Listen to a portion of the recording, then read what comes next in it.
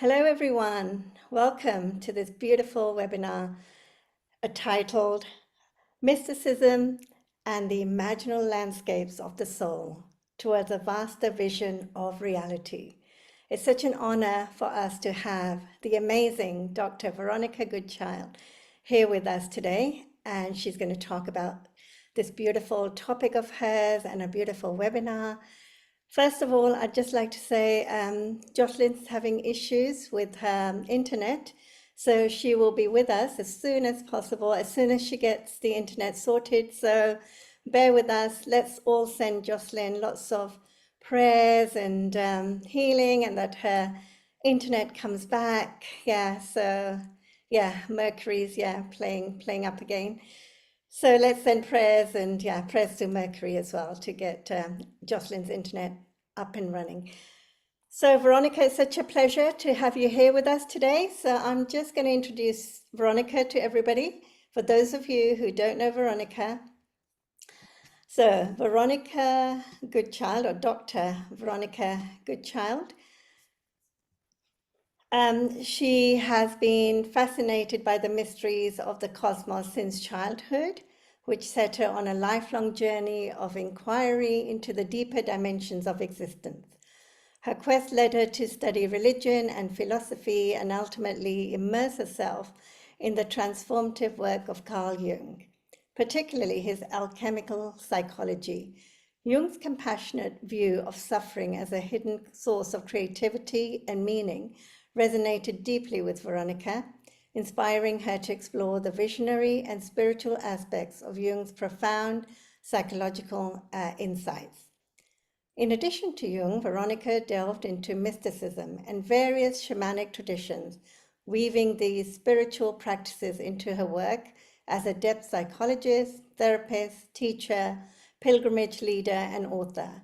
Her studies, dreams, and personal curiosity have guided her on pilgrimages to sacred landscapes in places such as Palestine, Greece, Great Britain, France, Malta, Peru, and Egypt, where she has learned from ancient myths, temple sanctuaries, mystery schools, and healing traditions.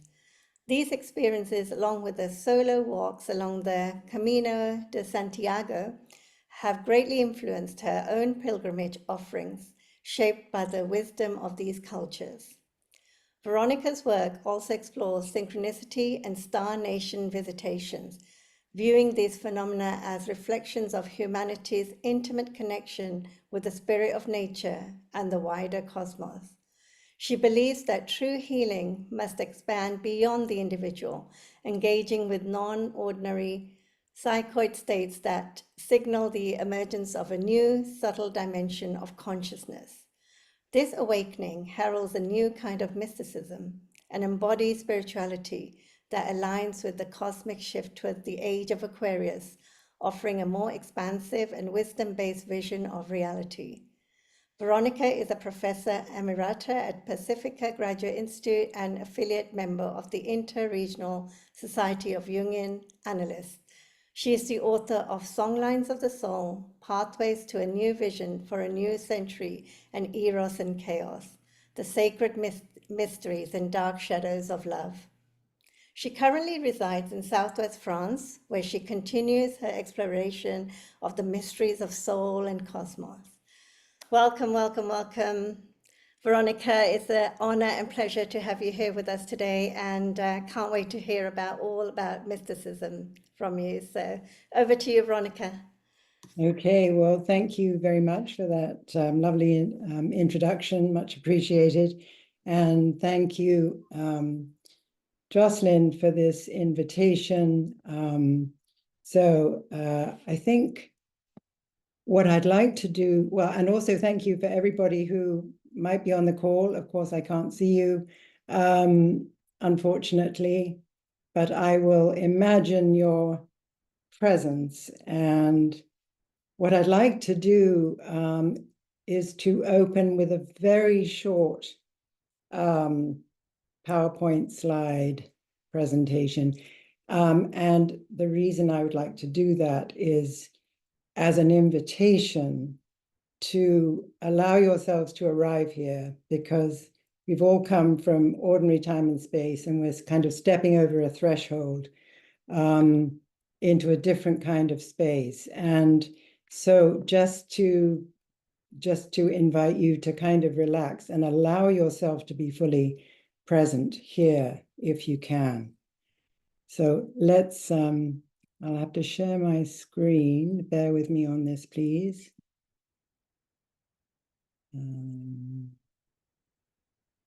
Okay, do I need to click share, Amy? Yes, share and then share screen. And then share and bring up my, Yep, I can see your desktop if you bring up the PowerPoint. okay. Hang on, there it is. Right, do I do anything else? Just do slideshow so we see it kind of in a expanded view. Okay, Yeah, very good. I see it. There we go. Mhm.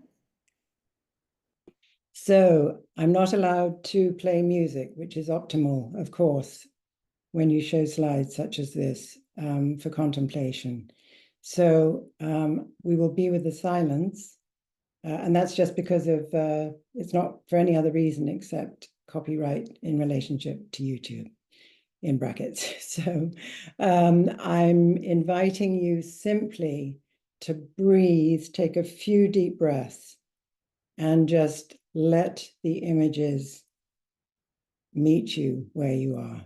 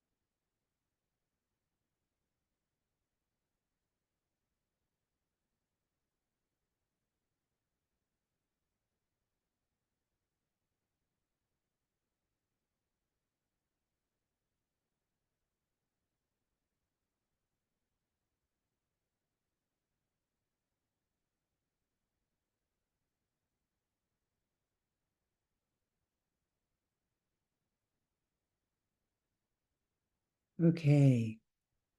Before I move out of the this last image here.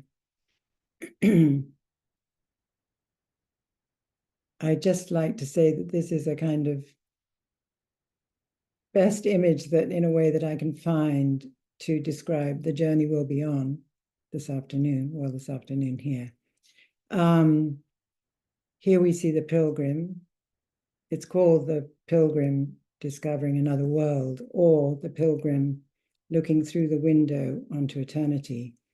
And you see that that she's in ordinary time and space, as it were, with the sun and moon and stars, the earth, the town in the background. She's on the ground, but she's looking through a window where things are very different, and it's a more mysterious realm. There's one feature that I will point out, and that's the double wheels at the top left corner of the slide. And that's a symbol that really signifies the two wheels of time, eternal time, and then everyday chronological time. And when those two meet, the eternal and the chronological, something else happens.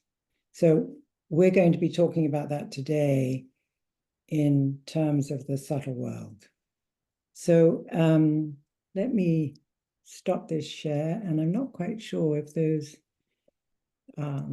stop the share and then get out of the, is that right? Yes, Okay, you stopped share. You stopped share. Okay, good. Okay, well, welcome everybody again, and thank you very much for being here. So there's an author that wrote a book called Lost Horizon. James Hilton, I think is his name. And he Lost Horizon was a sort of version of Shambhala. There's a movie, a very old movie made about it.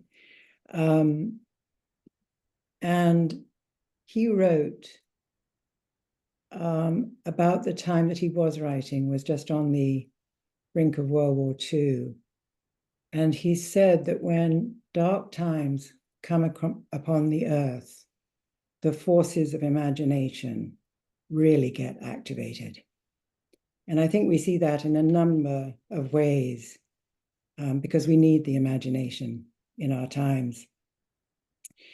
So one of the ways that my imagination has been working over the last several years relates to this statement of Jung's, that when physics penetrates regions beyond matter and psychology enters realms of the psyche beyond the personal to the transpersonal, then the intermediate realm of subtle bodies comes to life again. And the physical and the psychic are once more blended in an indissoluble unity. So this is a fairly radical statement, because it's saying that the confluence of physics and transpersonal psychology, matter and spirit, that in that confluence there's a new world emerging, a subtle world, not an upper world, not an upper spiritual world, nor a lower physical world, but something in between, something other that partakes of both. That's looking through the window. So how did I become interested in this? Two key events: my UFO encounter experience and the subsequent period of missing time. I've written about that in my book, and I'm not going to go into that now because it's too long and complex to go in. But I will say, during the period of missing time, when I met up with the guides, one of the main teachings I received was about the importance of love. That the origin of our universe was not a big bang, it was a big heart, which I thought was amazing. And also that they did work physically on my heart. So And there was another experience that was formative when I was 5 years old. I was in the garden in Sussex, where my family was living at the time in England. And it was July, and it was one of those long summer evenings in England that go on till 10, 11 o'clock at night. And we were all outside. This was around 6 o'clock. We were all outside, you know, children, my brothers and sisters were playing, my parents were having tea or something. And I remember suddenly everything became extremely still. And it was as if any kind of noise around me just disappeared, really. It's as if everything became muffled, and this great silence came. And at that moment, I saw that everything was filled with golden light.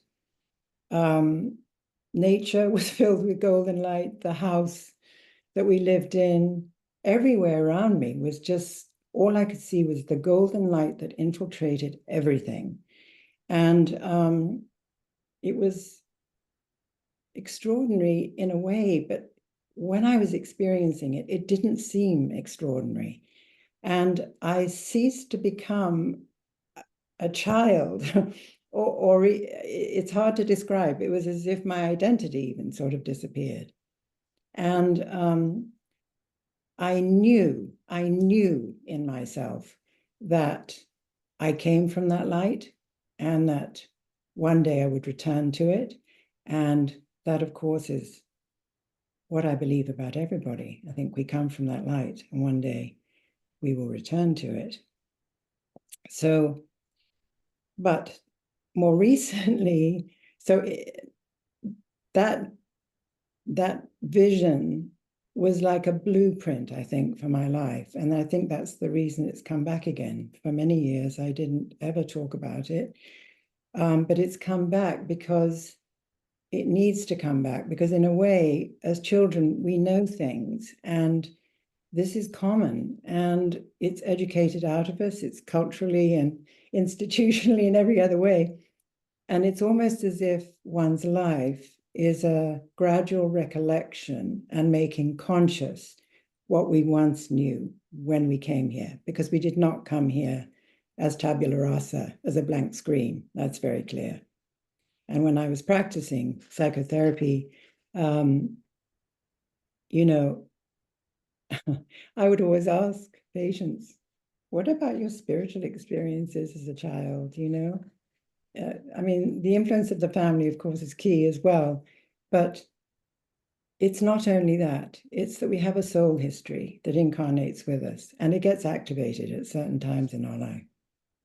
And early childhood is one of the common times where it gets activated. But the dream in my life about 15 years ago, more than that, was the one that really set me on the path of this exploration of the imaginal landscapes of the soul. So in the dream, there is a holy man, and he's passing over to the beyond. But before he goes, he tells me with deep compassion that he's so happy that he's been able to save a young boy, and that he means to place the young boy in my care. And then he calmly dies. The next day, I had a strong emotional response to the dream as I wrote it out. I felt very moved. I even felt as if the holy man was present and surrounding me. And I had no idea who he was, so I went into a meditation to try and find out more about him. And immediately, a bird started to sing, and the sound was so ethereal.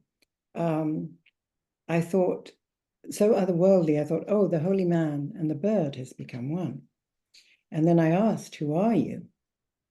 And at once the name of this 12th century Sufi mystic, Suhrawardi, came to my mind. Now, don't ask me why that happened. I'm sure I must have heard his name. But the strange thing about, there are several well-known Sufi mystics, Suhrawardi is not one of them. So a dialogue unfolded, but that led me to some research. And he was a Persian Gnostic from the 12th century, as I said, and I read that one of his mystical treatises was entitled The Treatise of the Birds, the story of a journey of the soul to the visionary landscapes of the mundus imaginalis, the imaginal world, revealed in his book as a beautiful city atop a mountain. So who was this guy? He was a philosopher and visionary, but he was imprisoned and killed at the age of 38 for his defense of the reality of visionary states as an imaginal reality that we could utterly rely on. And the initiates of his mystery school were called the people of love. Their journey was a path of opening the heart through beauty, love, and sorrow. And I felt, or rather my soul felt, a deep resonance with this man and his tradition. And the main point for him is that this domain is really real. It is not made up. It's not a made up fantastical place. It's not a utopia. It's not an idealized place. It's a real place. And so the subtle world is by no means new, as we know for other reasons too, but it's opening up today. And I think there's a lot of evidence to show how that's true. And I want to say what some of that is and why I feel it's so important in our world today. But the main thing was that the boy given to me by the dying monk was, I felt, the invitation, shall we say, to help recover the reality of the imaginal worlds, its cities and landscapes, and unique qualities that was so unacceptable, not only to Orthodox clerics in the 12th century, but also today for our times.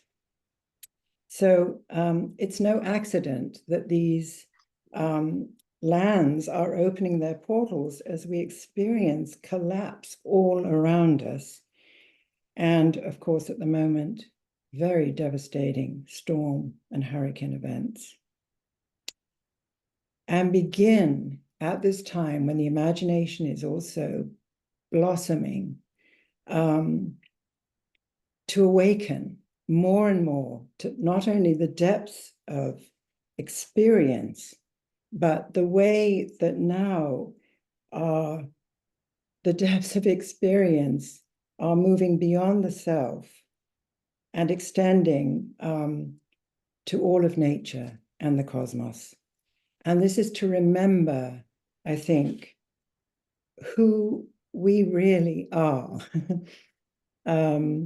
rather than what we've been told for several centuries, if not more than 1,000 years. So I think we're being inspired and helped to know a vaster vision of reality because it is so needed in our times. And I love that Surawadi connects the imaginal world to a journey of opening the heart. And that involves, as it always does, love, beauty, and sorrow.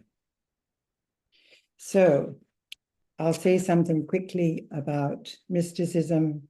I can see that that I'll have to speak quickly, but I always post the full talk on my website after. Oh my gosh, it's not being recorded. It's not being recorded. I'm sorry, that's okay. One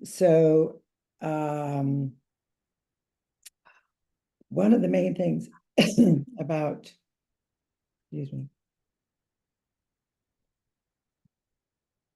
mysticism, that it's a search for a union with the divine, characterized by waking visions and revealed knowledge. So one of the main characteristics is the attainment of cardionosis, heart knowledge, opening to wisdom, sometimes through dark nights of the soul, sometimes very dark nights of the soul, and from which often creative work flows. So we can think of the shamans and philosophers that use dream incubation in the pre-Socratic period, We can think of the Essenes, the Cathars, the medieval mystics. Think of Hildegard of Bingen in the 12th century, one of the most famous visionaries. She was a theologian, a musician, a healer, a painter, a poet. And mystics, of course, by their work often inspire others to deepen into our most contemplative selves and why we're here. So the main thing about mysticism is that it follows one's own vision and dreams, and it's not bound by institutional belief systems. So some of these traditions, of course, have suffered terrible oppression in history, but then the sacred knowledge goes underground at that time in something called often the Aurea Catena. I love that, the golden chain. It's like there's a golden chain underneath that runs through. It never disappears. And other times it's called the Brother Sisterhood of Light, and I'm sure there are many other names. It disappears, but it's never extinguished. And so Jung too is a mystic, as he claims at the beginning of his autobiography. And this is a quote: "Only the events in my life worth telling are those when the imperishable world erupted into this one," by which he meant his dreams, visions, and imaginal encounters. And if you look at his autobiography, his near-death experience is a profound example of a journey to a very sacred other dimension. In fact, he would go in and out of these visions. He was in hospital having a heart attack. And he was so worried by the aura and smell of the sacred. He was worried about its effect on the nurses. And today, and I mean since the 70s and 80s, since I'm in my 70s myself, so today means going back probably a bit further than many of you, but anyway, we know there's been a tremendous flowering in spirituality and the sacred by all kinds of, just ordinary people like you and me. And, it's not the territory of monks in monasteries and nuns in convents or whatever anymore. It's falling more and more into the collective. Why? Because we need more mystics. So what I'm interested in is how mysticism manifests itself in, today, and how it expresses itself in this subtle imaginal world. And there are three movements that I'm not going to have time to go into now, but I'm going to mention them and very briefly say why I think it's so. And that is quantum physics, indigenous traditions prophecies, also known as the ascension process, and Jungian alchemical psychology. And the reason I think those three traditions that are way more than just, these are historical, cultural things that are happening, way more, more than just one or two people experiencing them. I mean, quantum physics now talks about matter as vibration. It's no longer objects and things. It's no longer material reality. It's microscopic. It depends on the observer. No one understands it. Amit Goswami, an Indian quantum physicist, said it took a mystical experience to even approach beginning to understand it. And Nassim Harriman, I hope you can see some of his YouTubes, Nobel laureate, he says consciousness is the fundamental structure of the universe. And we're in a connected universe from the quantum to the cosmological. And consciousness and matter intimately interwoven. That's exactly what Jung was saying. So physics and Jungian psychology are very, very similar in their approach and understanding of this world, this subtle in-between world, this 0-point quantum field where Jung says we touch and do not touch. And that happens in our deepest mystical moments. So quantum physics is essentially saying that reality is mystical, relational, observer effect, and conscious. And then the indigenous prophecies are about, you know, many of you will be familiar with that, about the earth going into an ascended process, and humans could come along or not, basically. But what strikes me particularly about their prophecies is that they really helped all of us reconnect with the Star Nation people.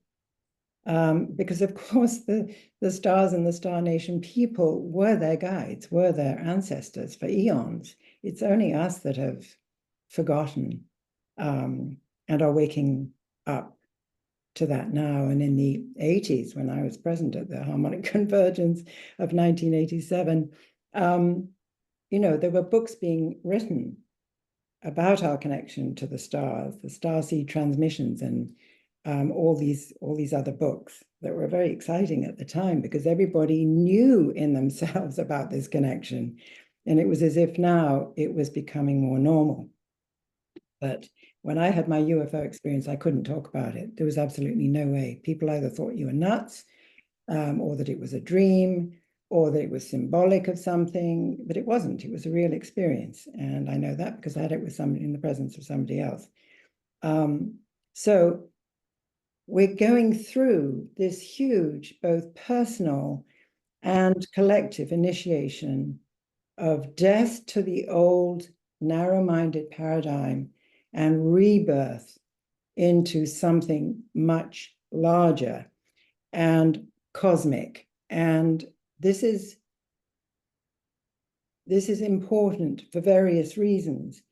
But I want to say that I don't want to minimize the challenges and difficulties, because sometimes the tension between what is dying and what wants to be born is so acute that it can be really difficult, and we sense it in our cells and our energy fields. But, you know, nature is speaking to us. We simply have to change now. Now we must change. And okay, let me move on to just briefly, Jungian alchemical psychology is also important because apart from his multi-dimensional view of the psyche, from the personal, through all these layers to the psychoid, which is beyond the transpersonal, the layer below, where psyche and matter meet. This is synchronicity demonstrates. And so the key thing about synchronicity is that when the aha moment happens between the dream you had and the event, because those things don't happen at the same time, it's when the dream happens or whatever, and the event happens, and they connect non-locally. That is a slightly altered state. That aha, that, wow, what was that? What happened? Is a slightly altered state, because we dip into that unified field, that quantum field, that unus mundus field, as Jung calls it, the one world. So going along from those three movements in the history in the last 100 years, I want to mention also what I call the signatures of a new myth, too. And these are the UFO and star being encounters, which include accounts of intensely experienced subtle states in landscapes that, again, are really real and not a dream, and events that can move from disturbing to mystical unions and expressions of cosmic love. And often ETs will talk to the initiate in these states and tell them about what's happening on the earth. There's a beautiful story, if you've ever read Jung's essay on UFOs, right at the end, the story of Orfeo Angelucci. I really encourage you to read it. It's fascinating, and this was back in the 50s. So the other place where deeply imaginal, subtle realms occur is in near and after-death experiences. And such experiences are described as really real and not a dream. The initiate travels to various places, landscapes, often accompanied by various teachings, by guides and teachers, profound expressions of unconditional love, an expanded view of reality to include the wider galaxy, a knowing of other dimensions of consciousness hardly imagined up to now, and an assurance that there is no such thing as death, only transformation. And the other signature that I love to talk about and think about and look at are the crop circles, because the reason they're so interesting is they unite the mystery of number, symbolic number, and geometric structure in matter, in grain, on the earth. And they are, in that respect, temporary temples, which the site, which will be available, I hope on the chat, temporarytemples.co.uk, is an amazing website. Karen Alexander has designed, and her husband Steve, he does all the photography. And they have an archive going back to the 90s, I think it is. Astounding phenomenon, which requires a lot of contemplation, really. Anyway, also, if you can enter them, you can have altered experiences. In fact, I don't know if you remember from the slides that I showed, but there was the one that looked, it was unusual. It had a kind of cathedral building, and then it had this big kind of round form. And that came down in 2012, and I happened to be going to England that summer because I was giving a talk at the Crop Circle conference that year. And it was actually added onto 3 times. And the third time was the day before I arrived for the conference. And so I went into it as soon as I could, the day after I arrived there. And I didn't know where the formation was, but I came into it with a group who'd been the day before. And so I accompanied them in, and we were sort of chit-chatting. But when I could start to see the edge of the formation, I said goodbye. I said, I want to enter this on my own. And I stepped over the threshold of the border of the curved bit at the top. And immediately, no hesitation, my eyes filled with tears, my body completely filled with love, and a voice in my head said, we Syrians made this one. So my experience and my research supports the idea that another world is coming into being. And it's creating this kind of mysticism that joins the 2 worlds through that window into an other world. And the thing is that all these signatures that I've mentioned, the star beings, the near-death experiences, and the crop circles, experience and access to these domains, they change people's lives. You know, if you read Eben Alexander's book on Proof of Heaven, he was a dyed-in-the-wool neuroscientist, didn't believe in any spirituality, and after his near-death experience, he changed his life. He writes books, he's become a teacher. He knew that his worldview was completely inadequate. Okay, so I want to say something about the subtle landscapes of the soul, and some of their names. So Asurawadi, the 12th century Sufi mystic, he called that other world, he called it the mundus imaginalis, the imaginal world, but he also called it the 8th climate, or the land of nowhere. I love that, the land of nowhere. And also that he said it was to be found in a person's body, but also it was a distinct region of the cosmos.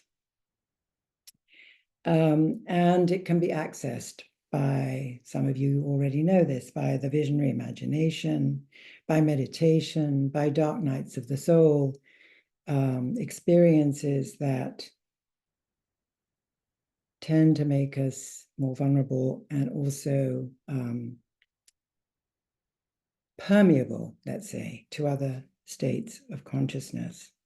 Of course, dreams, plant medicines also help open us to the perception of hidden things and guides and beings of light. They are also, according to him, the place of initiatory tales, like the Grail legends, and becomes symbolic, therefore, of initiation rituals into profound experiences of one's own soul journey. And it's as if Einstein is speaking when he says imagination is more important than thinking. So we know that the subtle body is not new, but the earth also has a layered subtle body, just like as individuals we do. And they are landscapes that emerge as precise locations with actual names, an imaginal psychocosmic geography with celestial cities and halls of learning, and sometimes connected with places on the planet. They're called the Pure Lands or mystical cities of the soul. They have names, Shambhala, for example, or Belavodia, associated with Tibetan Buddhism, also known as the Western Paradise. And this domain is presided over by a high bodhisattva of universal compassion. Also the home of the spiritual hierarchy concerned with earth and human evolution. And then we have Avalon, connected with Celtic myth. The Isle of Apples, associated with Arthurian legends in Glastonbury in England. And the 9 muses of Greek myth.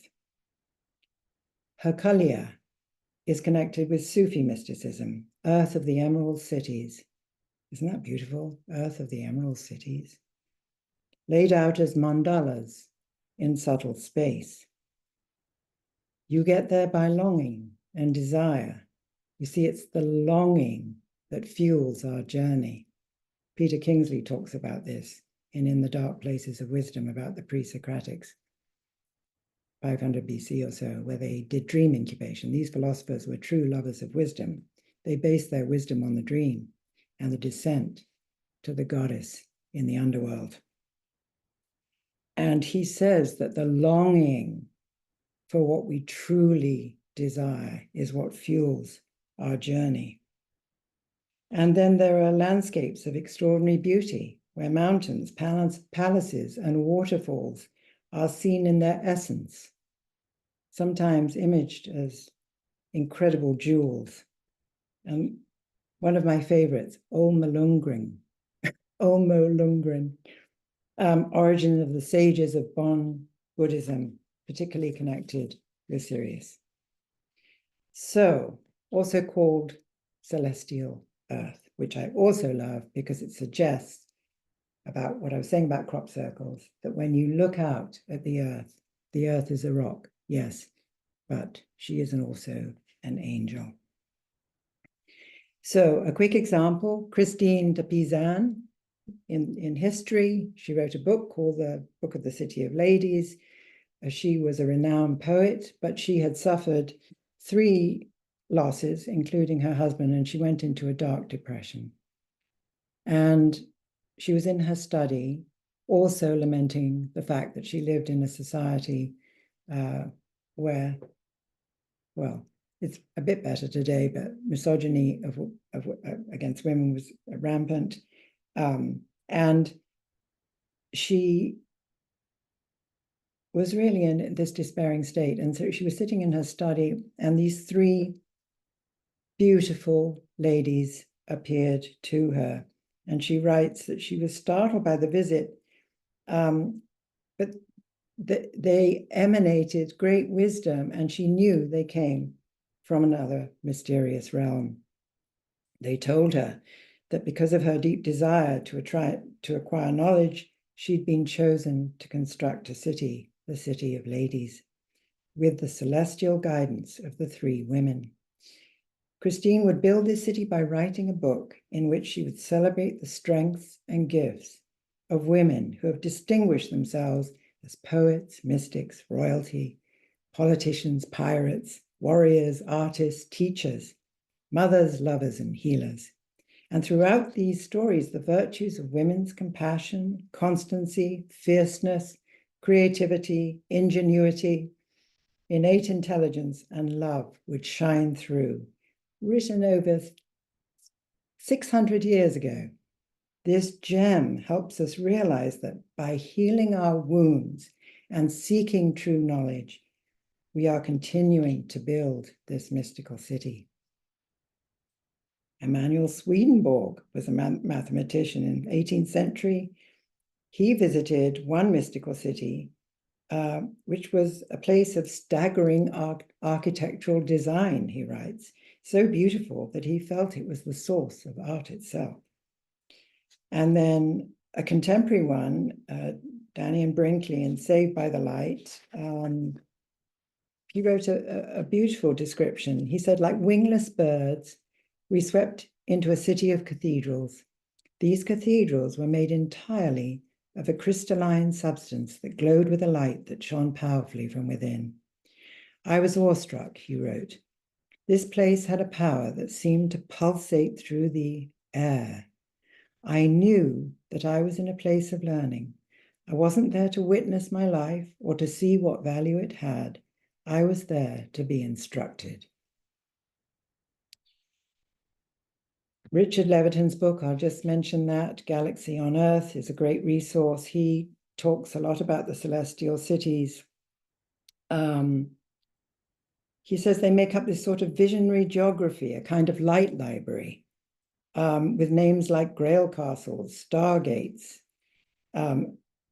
That's why when I did my Magdalene pilgrimages, we went to Montségur, because Montségur is the place where the Cathars were beautifully, I'm sorry, egregiously destroyed, not quite all of them, but many of them. But it is also, on an imaginal level, a Grail castle. And so we go there to dream and vision. And Stargate, Abydos, Egypt, is the Stargate. I know because I spent 2 months there in the autumn of 2021 and have been there both before and since. Extraordinary place. So they're connected with actual places. Hence, the importance of sacred sites journeys, because if the sacred site that speaks to you is also an access point to a mystical city or landscape that you need to know about, you can sink into yourself and you can connect with the wisdom and perhaps the instructions that you're being given at these places. And the reason it's important to go to the ones that speak to you is because that will be the place that has the codes for you on the next part of your soul journey. So these places help us see that we as humans, between the above and the below, holding both in our system, are too, especially increasingly today, guardians of deep cosmic remembering and the evolution of consciousness. And at the same time, these sacred sites are places where the veils are thin and civilizations from other star systems can travel through them into ours, particularly ones that I feel closest to: Pleiades, and Sirius, but also Arcturus and Orion and others. The civilizations that have seeded knowledge here in the astral body of our Earth and coded in the sacred geometry of temples and crop circles to be opened at the right time, which is now, in my opinion. So briefly, some qualities that are that access to these incredible places give us. They help us remember who we are, truly are, and they help educate us about the heart. They facilitate life as a continuing creation in which we participate. Synchronicity shows us that, because synchronicity, encounter phenomena, you can't make those happen. They don't happen by will. They happen unexpectedly and spontaneously. So it's not cause effect. So life makes quantum leaps, and you're invited, when you have experiences like that, you're invited to take them seriously and do something with them, create something with them, take them further, let them teach you. And this is important because it shows on a larger level that at any moment, really, we can choose a different way of being. We can choose a different attitude. Or if we've fallen into an old complex, we can pause button a minute and regroup and come back, because that's what consciousness helps you do.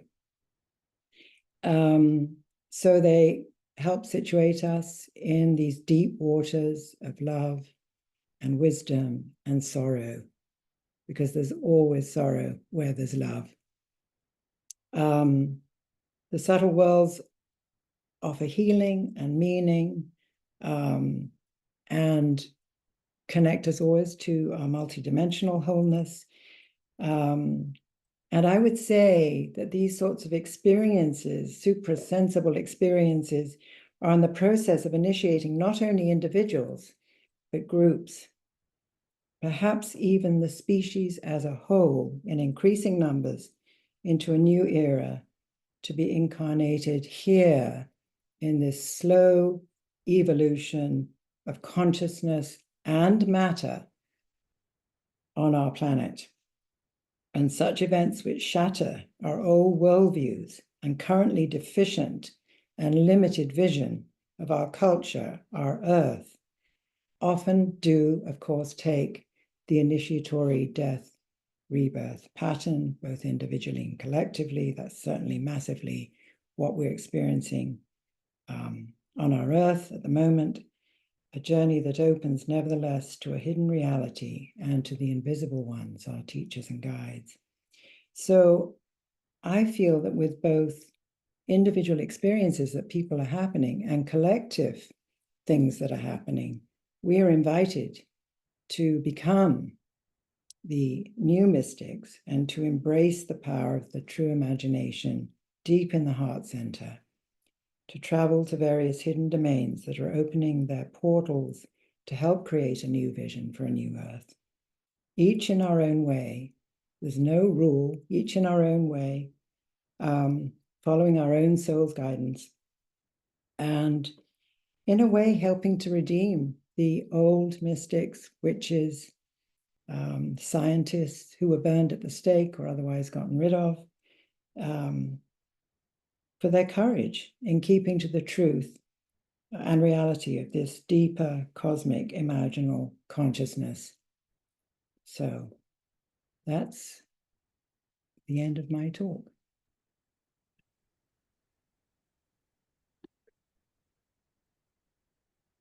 Thank you so much, dear Veronica. Thank you, thank you, thank you. Let me change my view here. Okay. Wow. Thank you. This was so incredibly powerful. And I'll say briefly, hi, everybody. Sorry, I wasn't on at the beginning of the call. Got my internet working, and so I'm on now. And we have so many beautiful comments here in the chat for you, Veronica. Thank you. Thanking you for what you have shared today. It's been truly so powerful to receive, and these experiences you've had and how you've been shown this path of connection to the much vaster realms is just so beautiful, so powerful, and we're deeply grateful that you're bringing that to us here today. Thank you, Jocelyn. I much appreciate it. Yes. Well, we are really delighted to share that if you love what Veronica has shared with us today, there is an opportunity coming up now to study more deeply with her and to spend 5 weeks with Veronica, really going way further into all of this magic that she's sharing today. And so I will share my screen so you all can see this visually, which always helps. And I will also put the link in the chat so that you can look at it at your own pace too. But this beautiful course that Veronica has created for us and will be sharing with us starting on October 24th is called The Book of Life and the Mysteries of the Blue Rose. Now, if you're watching this as a recording later, just scroll down to the description field below the video and you'll find the link to see all of these course details. And Veronica, we're just so honored and excited that you're bringing this course to the Quantum School. We are so excited to bring this to the world and to the Sacred Planet community. So I will share a little bit of the details about the course. Let me put the link in the chat for everybody to easily access and check out at their own pace as well. So this will be an amazing journey to the halls of learning and etheric temples in the mystical cities of the soul to recover your page in the book of life and to rediscover the ancient wisdom, rediscover the sacred path that is meant for you. So, Veronica, I would love to hear in your words, why is this so important for us now at this particular time on the earth, and all of the changes, all of the magic, as well as the chaos that's happening now? Why is it so important for us to connect with the unseen realms, to rediscover who we truly are? Well, that of course is a very big question. I think it's important because of the outmoded view of the Piscean era dominated in the last few hundred years by the patriarchal consciousness that increasingly separated matter from spirit, and we lost our connection to the sacred. And when you lose the connection to the sacred, all hell breaks loose. Because if you go back, even as far as beginning to get rid of the goddess, 600 BC, probably further than that, really. The terrible thing about, the egregious thing about that was that it split wholeness into two. The symbolic image of male, female, right, left brain that holds unity together got broken, which meant that destruction was only bound to follow. And so I think with the movements in the 80s, 70s actually, when I first moved to New York and was part of that amazing decade of women's liberation, where we started off, blaming our boyfriends and husbands and things like that. But soon, eventually, it ceased to be just that. And you had to realize that these huge archetypes of the masculine and feminine reside within all of us, men and women alike. I mean, women can make some of the worst patriarchs, believe me. And so we are in a way remembering. Plato says that learning is anamnesis. That doesn't actually translate as remembering. It translates as unforgetting. Unforgetting suggests that you knew something once and it's awakening in you again. So we're being guided at this time of destruction all around, of institutions, environment, you name it, the ongoing wars, the devastating storms, increasingly. This is the feminine, this is nature, this is the dark goddess. Come back to wake us up. You know, it's like a nightmare. When you have a nightmare at night, it's because something in you needs to wake up. That's why you're being woken up. It's the same collectively. And so we're being asked to remember. We're being asked to remember what we once knew but have forgotten, because we need to put the masculine and feminine back together. And that, in my mind, also now includes the earth as matter and the galaxies as spirit. So we're reconstructing the male, the sacred marriage, as alchemy puts it, the sacred marriage. And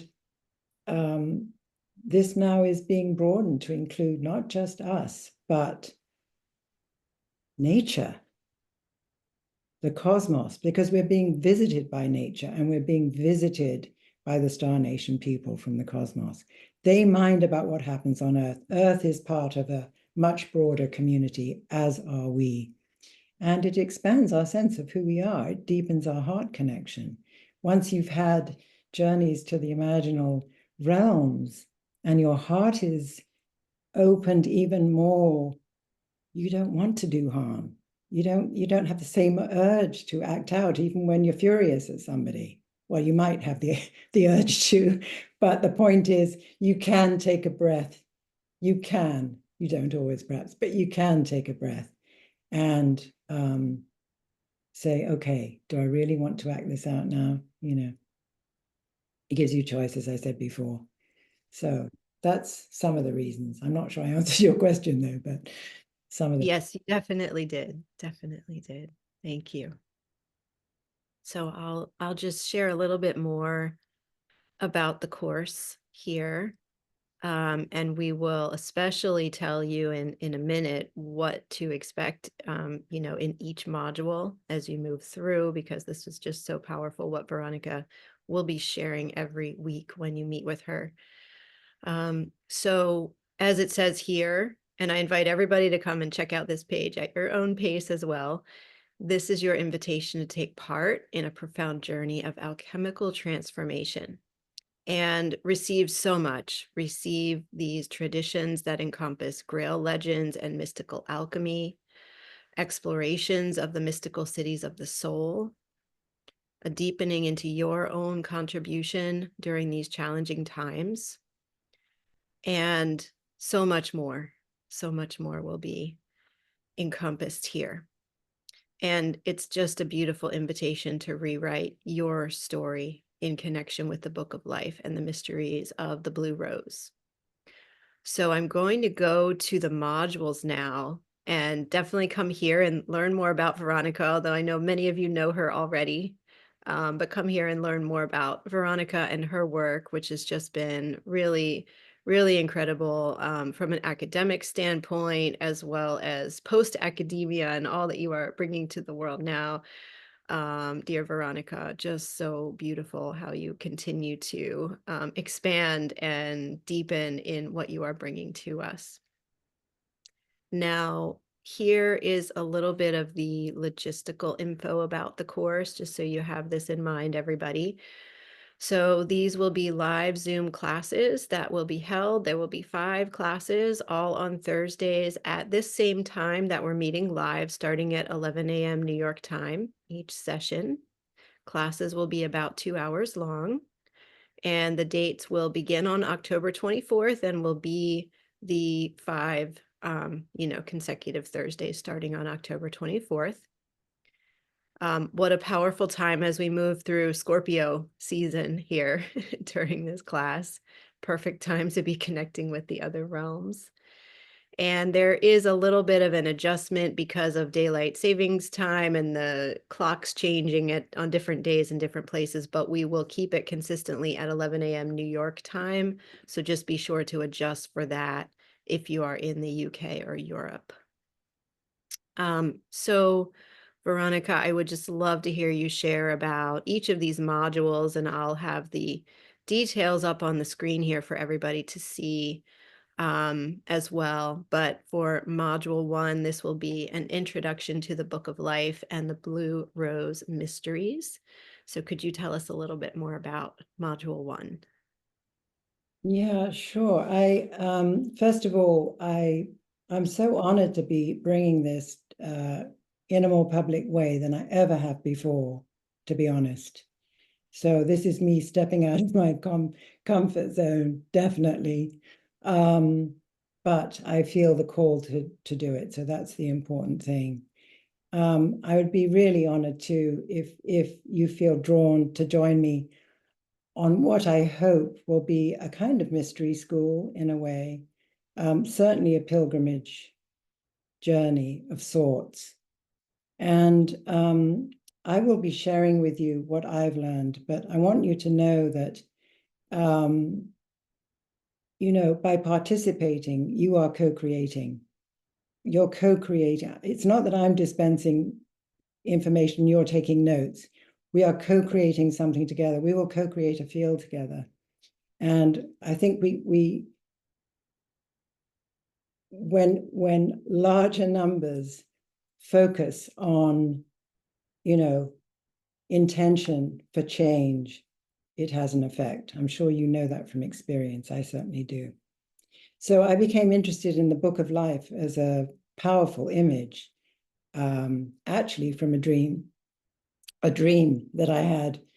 And I will, in the course, in this module, I'll tell you that dream. And that image of the Book of Life stayed with me. You find it everywhere. It's really quite beautiful. It's also known as the Book of Knowledge.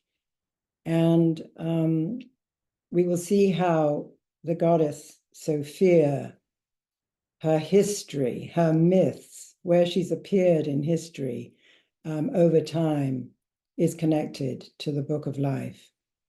And she appears in many different guises, but one of her functions is to unite spirit with matter, because in her myth, she fell into matter and got lost. And she called for help. And just when she was about to be saved to go back into the upper regions, she paused and she turned and she looked and she saw the suffering continuing on earth. So she decided to stay. So she's an incredible image of this path that connects above and below. So that will be an exciting piece. I will then introduce you to what I call the mysteries of the Blue Rose as a Book of Life. I will tell the story of how that happened in my life. I was given the Blue Rose path from Mary Magdalene 9 years ago now, and I have continued to follow the path that came out of the dream that I had again, that connected Mary Magdalene particularly to the Grail stories. I will say some key things about the life of Mary Magdalene, her life with the Essenes. Well, there are many Essene groups. Hers was the Nazarene Essene group, which fascinated me as I discovered Mary Magdalene's connection to Egypt. So I'll say something about that as well, and to the temple mystery schools of the sepulchre codes of death and rebirth. And then we'll do a meditation. In fact, each module will have some kind of journeying meditation to help ground the material in your own bodies, and for you to be receiving the messages that you need to receive from what I'm teaching, specifically, individually, that speak to you. Beautiful, beautiful. And so let's share module 2 with everybody as well. Module 2 is called The Book of Life, the Legends of the Grail, and the Stages of Mystical Alchemy. So I do want to note, and Veronica, just for our timing and how we're presenting all of this, we do need to close by the latest 45 past the hour because we have another quantum school class that's starting up at that time. Oops. So the Zoom must I'll switch talk quickly from now that on. moment, just so we're on the same page with timing. Yeah. But if you could tell us about module 2, that would be wonderful. Well, this is carrying the image of the Book of Life and its connections to the Grail. The key images of the Grail are the chalice and the stone. The story is a fantastic initiatory journey of alchemical transformation, leading to a mystical vision. And then, of course, I'll talk about briefly the 7 stages of an alchemical journey that is the path of unifying spirit and matter, guided by Sophia. She was the goddess and guide of alchemy. And then again, and of course, the lapis, the stone, is key. It's the origin point and the goal of the alchemical process. And of course, the stone is a key image of the Grail. So we'll see how those 2 traditions connect as well. Beautiful. I think this is one of the mysteries in the mystery school that so many people are curious to learn more about and to understand. Good. So yes, this is so important. Thank you for bringing that to us. I will do my best. Yes. And then for module 3, it will be about the mystical cities of the soul, halls of learning and etheric temples, Shambhala, Avalon, and the Grail castles. And I'll let you pronounce that other one, Veronica. So I don't know how you pronounce it really, but I call it Hercalia. Hercalia, yeah. Yes, so share more with us about module 3. Well, I mentioned some of this in my talk today, and so we'll be exploring the subtle body geography of Earth and include the features of this invisible cosmos, if you like, its cities and landscapes that are it's just a question of attuning to them. They're not really invisible. They're only invisible under ordinary circumstances. So, of course, we have to deepen into a slightly meditative state to access them.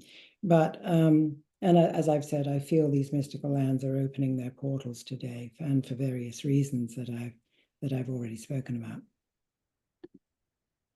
Yes. And it feels like this concept that you have here of the star systems connected to these mystical lands. These are things we have always known. The ancient people always built their structures in connection with the stars and the cosmos. So absolutely, yes.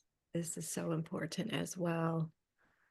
Okay, beautiful. And then module 4, becoming a walking star, the 4 stages of the journey to the mystical cities of the soul and your book of life. So this is a slightly other way of approaching what I'm talking about. And so I'm going to talk about how I imagine, and this is it's only for convenience that it's a schema. It's just to make something clear, but it's not like something you're meant to follow, concretely in this sense, but it's a way of thinking about the journey involves, well, first of all, it involves our relationship to self and to the higher self. And that's where, the first stages of Jungian psychology are about that, about reviewing how your consciousness works, the things that condition your thinking that you inherited from family and culture and everything like that. But as you go deeper with that, you open to, as you stable yourself by going into your personal unconscious, where those early woundings are, you deepen into the transpersonal, or Jung called it the archetypal, the mythic, whatever, the level through dreams and experiences that take you beyond just your personal life. But that, you see, leads you often to synchronistic kinds of experiences. And synchronicity, to me, is incredibly important because it's about a new worldview. It's about how Jung came to see that this new worldview had to include nature, not nature out there, but our natures, of course, but also because synchronicity shows there's a unifying field.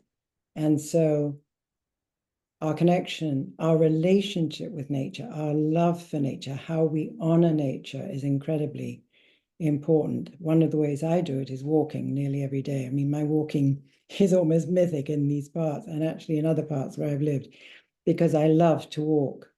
And because of my solo pilgrimages, I know that there is an anima mundi. I know there's a spirit of nature. I experienced it over long days of many hours walking a day, which actually kind of breaks down your ego consciousness. And you wonder what the problems were that you brought with you to deal with. By the end, you know, you're given I was given an experience that made all those questions rather silly, frankly. But so nature, connection with nature, and how we honor nature like that, how we connect with it is important. And then, of course, the next thing that I've spoken about today is galactic consciousness, our relationship with the star beings, with civilizations in other dimensions, in other star systems, and other planets. And by bringing this all together, we can become a star walker. And in Peter Kingsley's book, this is where I first heard of this term, In the Dark Places of Wisdom, he talks about that. He talks about the journey when it goes deeper and you connect to above and below as really not separate, actually. You become the one between above and below, which is what the shamans teach too, and you become a walking star or a skywalker. So I'll include things that give examples of these different, the different connections between nature and the stars. There was one question in the chat I just want to bring up now because I see it's related to this module. Heidi asked, will we be exploring the connection with the ETs that you've spoken about? Is that a part of this module here? Well, I think when we do the part about galactic consciousness, I used to call them ETs. I actually don't call them that anymore. I mean, I know I did today, but I prefer Star Nation beings now. So absolutely, if that is of interest, of course, we can do a meditation that would facilitate that. Yes, we could. In fact, I'll write a note about that now. Okay. Yes. Beautiful. That is certainly coming into our collective consciousness more and more strongly at this time. Absolutely. Yeah. You can talk about it now, which is amazing. Yes. Right. Isn't that so interesting? Okay, wonderful. And then you all can see just how powerful each and every one of these modules are going to be. I would say get everybody who's attending the course, give yourself an hour or two of integration time at least after each class and go out in nature and fully receive all of this wisdom and magic. So module 5, the Book of Life as the Tree of Life, accessing your vision for your life now. Could you tell us a little more about that, Veronica?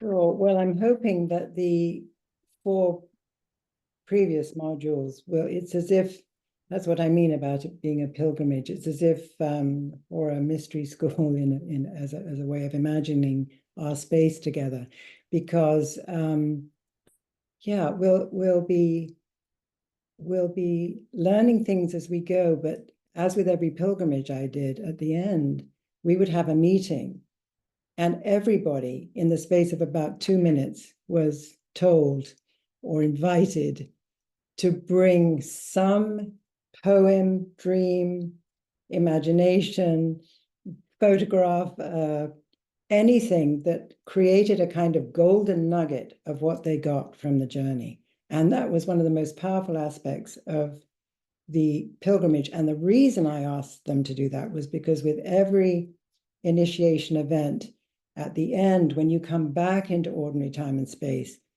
you're meant to share what you learned with your community in some way.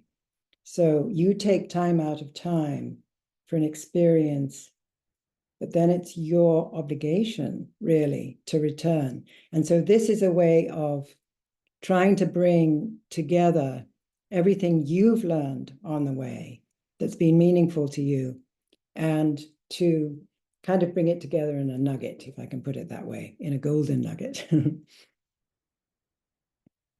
And to do this, we're going to use as a template Mary Magdalene's vision of her journey up the tree of life, which is to be found at the end of her gospel, the gospel of the beloved companion, Mary Magdalene's true gospel. So we will be using that. And the reason I love her vision is because, first of all, it's not found anywhere else. Well, it is found in some other texts, but the full version of it is in this text. And what I love about it is that at every step on the bough up the tree, there is both a boon and a challenge. So it's wonderful because each step, every rung on the ladder, has a challenge that you need to face as well. It's as if it includes the shadow.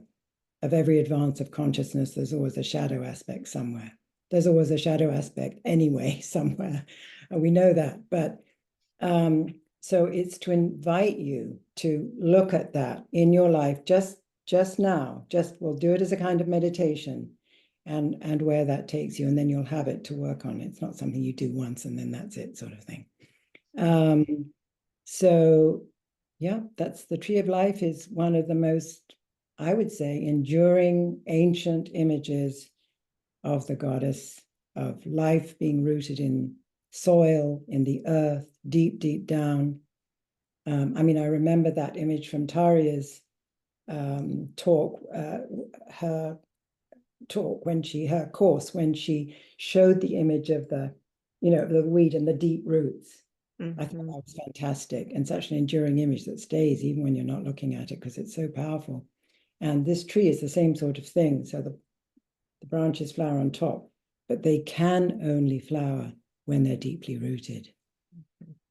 So that's a very important reality. We're not going to go off into airy fairyland and be bliss bunnies or new age bliss bunnies.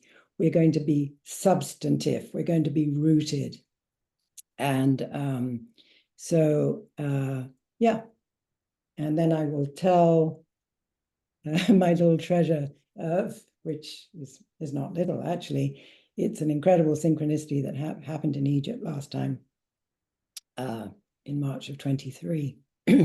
And this synchronicity, which I'll tell you about, also, when I've been working with it, like what did that mean? It actually helped me in creating this course. It almost came down in one thing, like a download, earlier this spring.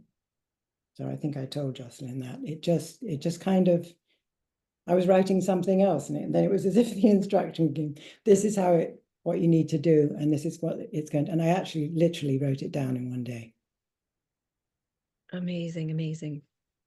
Wow. Well, so I trust things like that. That's all I'm trying to say. Yes. Because I guess this stuff really needs to be spoken out loud and shared, and I'm happy to do that.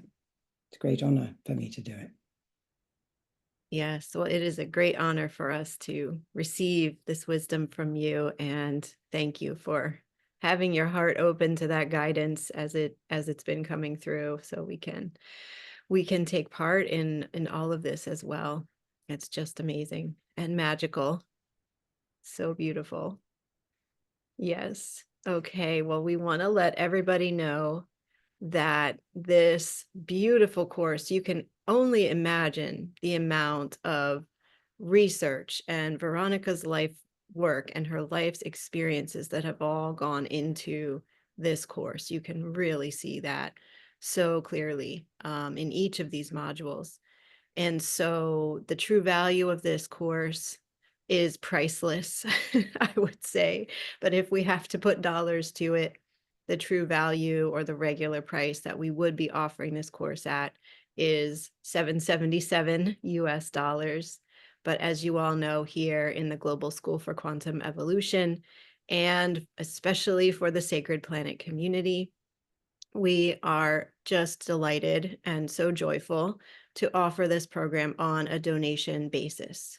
We don't want anybody to not have access to this because of financial situations. And so we invite you all to join and to really look into your heart if you are feeling called to join the course and discern what is the exchange, what is the monetary amount that feels right for you, that feels aligned for you in reciprocity to take part in this course. And when you are receiving that information, go ahead and click this button right here. You can submit your donation in the amount that's right for you and register. And we invite you to join as soon as you know that you're called to it. We are going to keep registration open through the end of the day next Thursday, October 17th. So be sure to join before then if you want to take part in this really beautiful, just gorgeous course that Veronica has put together for us. And not just a course, it's an experience. It is going to be a very multidimensional, very experiential journey and adventure. So, is there anything else that you would like to say in closing, Veronica? I will take down the screen share here. And we will have time for probably a few questions. So if anybody has questions, please do put those in the chat. Yes, please do.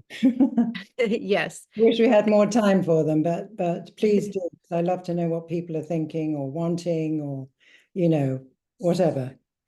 And a few people saying they just signed up. So that's wonderful. Thank you so much for your registrations. We look forward to seeing you in the class.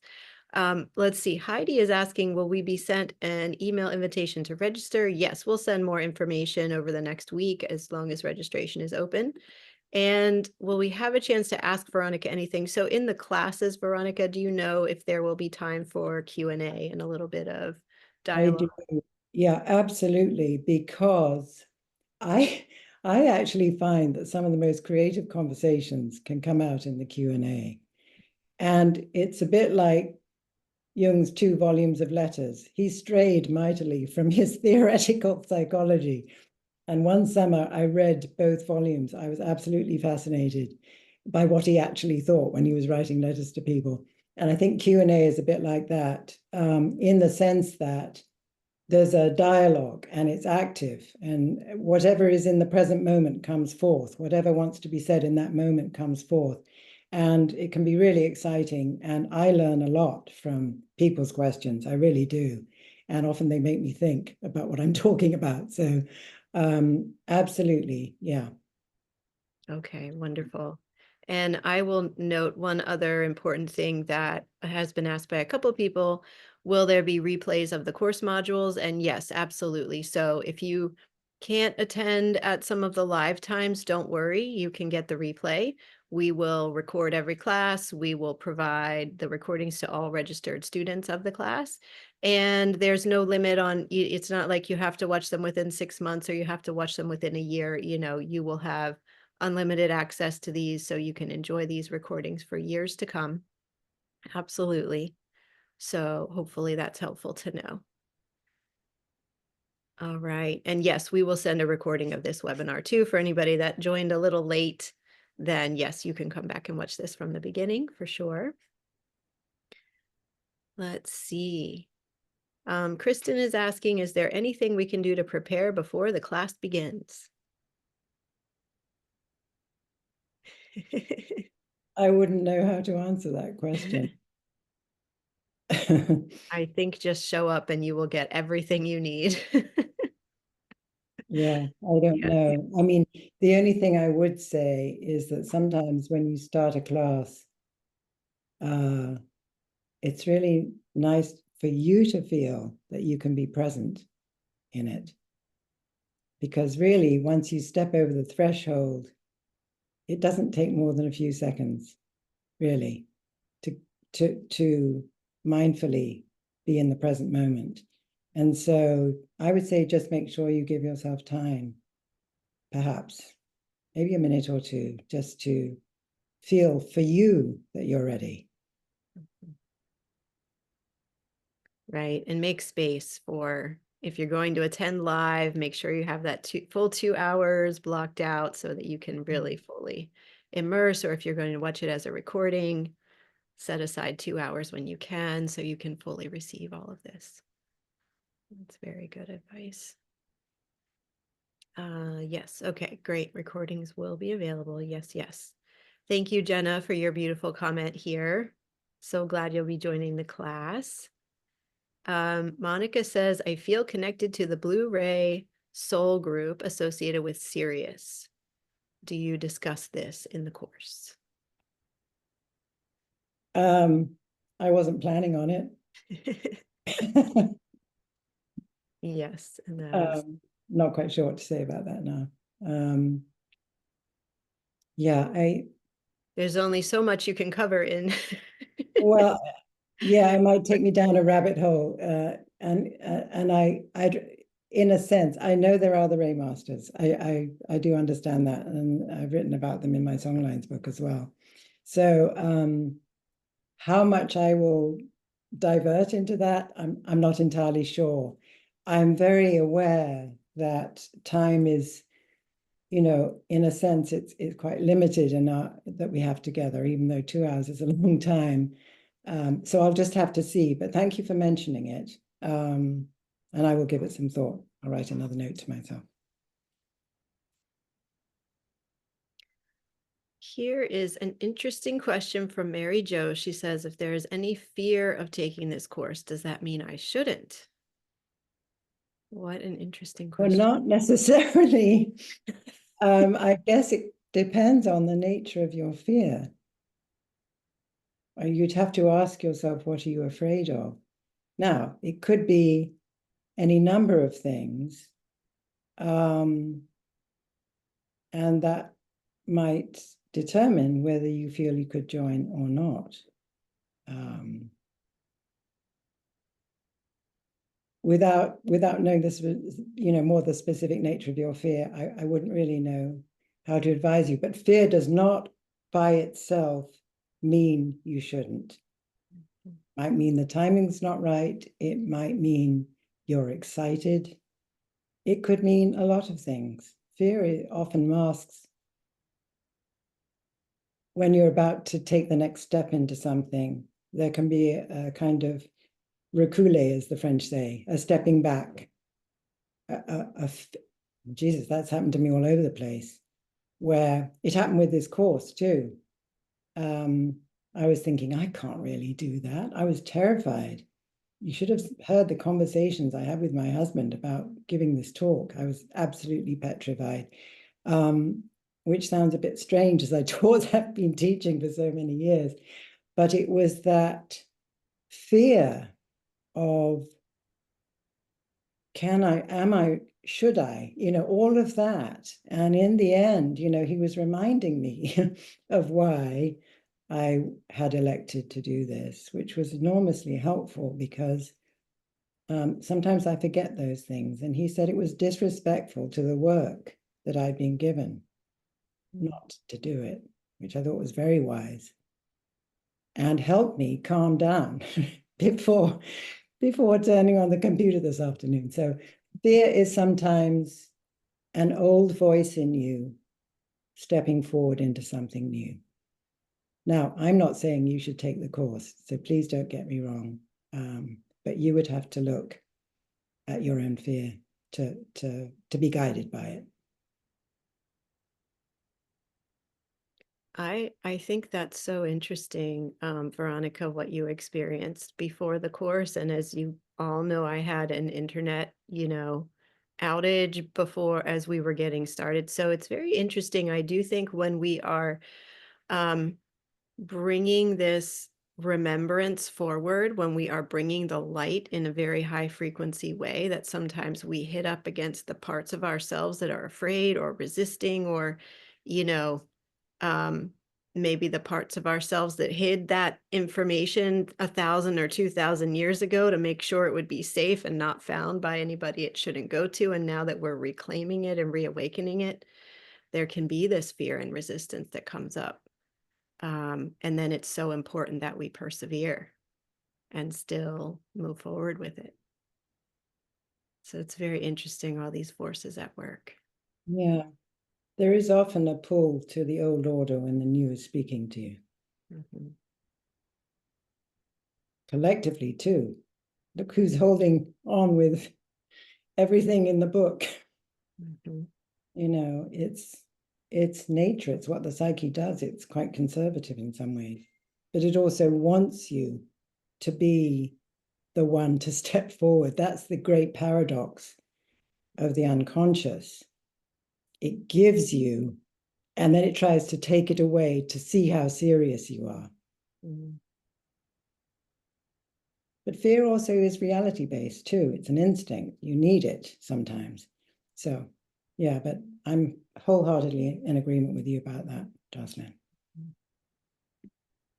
So thank you all for your questions. We do need to close soon. I'm putting the link in the chat one more time so you can find all of the course details and see the button to register via donation.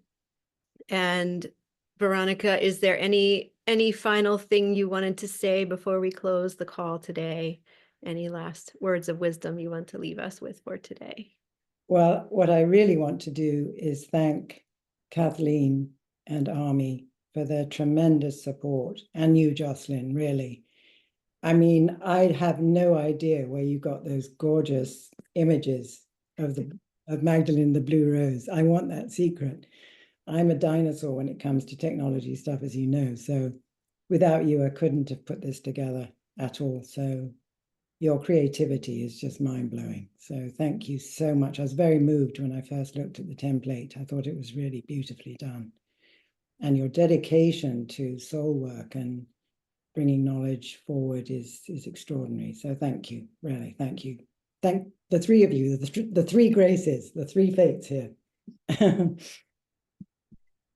Oh, thank you, Veronica. And yes, Ami and Kathleen create so much magic to make this course happen, and all of our courses here at the Quantum School. They are really here making all the adjustments, all the artistic creations on the pages that you see. They're just making sure everything comes through in the most beautiful way possible. And they are our multi-galactic course managers as well, being live on the course modules with you all. So yes, thank you so much, Ami and Kathleen. Love you both so much. Yes, okay. Wow. Well, thank you again, Veronica, for all you've shared here today. This has been so powerful to receive. And I know everybody's feeling it based on the amazing comments in the chat that we're getting throughout. So thank you all for being on live and sharing your hearts and your thoughts and reflections with us today in the chat. And thank you to all those watching this as a recording later on too. We hope you've enjoyed it so much. And we hope you'll join Veronica in this amazing class. And we can't wait to see you there. So much love to everybody. Thank you, Veronica. So much love to you. Thank you very much. And thank you, everybody, for being here and your kindness, and hope to see you soon. All right. Much love, everybody. Bye for now. See you soon.